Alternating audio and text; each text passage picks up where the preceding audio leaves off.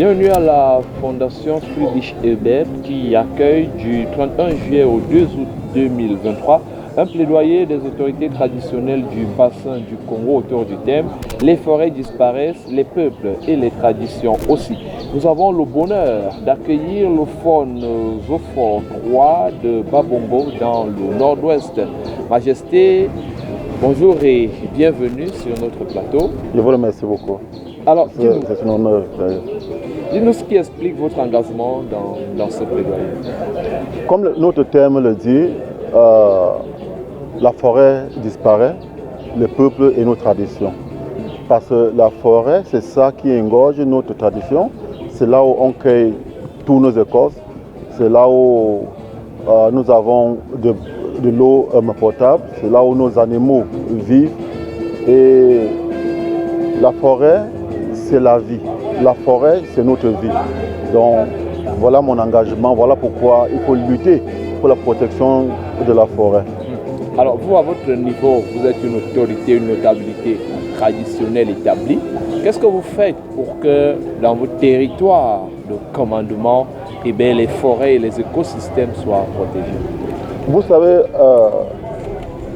un chef traditionnel doit être en mesure de sensibiliser sa population, en mesure d'éduquer sa population, en mesure d'ailleurs de protéger ce que nos parents nous ont légué pour que ça ne disparaisse pas.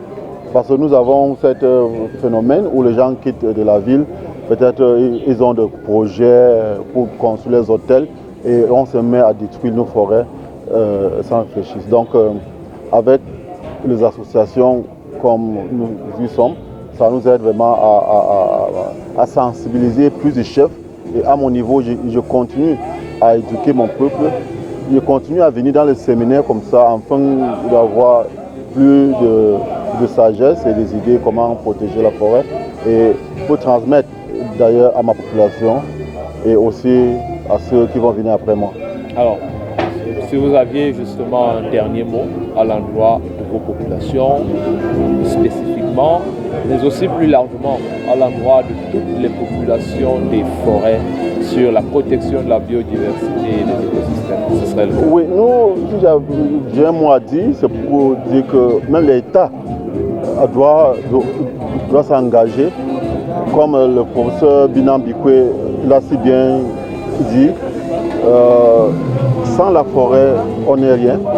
Donc nous continuons à plaider avec l'administration, avec l'État, pour que, comme on ne doit pas détruire la forêt, il faut que la population ait des autres moyens de survivre. Il faut des subventions, il faut des projets, par exemple, pour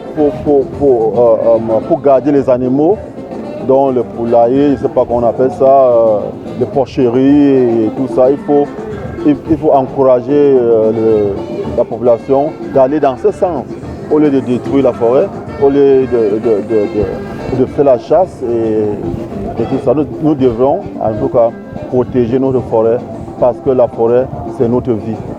Merci infiniment, Majesté Zophore 3. Je rappelle que vous êtes le faune, chef de Kabungu, c'est dans le nord-ouest Cameroun.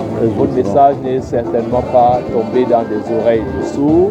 Et bonne suite des travaux. Je rappelle que nous sommes donc à la Fondation Friedrich Ebert ou l'ORICAD, le réseau des chefs traditionnels d'Afrique pour la gestion durable de la biodiversité et les écosystèmes des forêts, organise un plaidoyer à l'effet justement de sensibiliser à la protection des forêts et des peuples et des traditions. Merci infiniment de nous avoir regardés.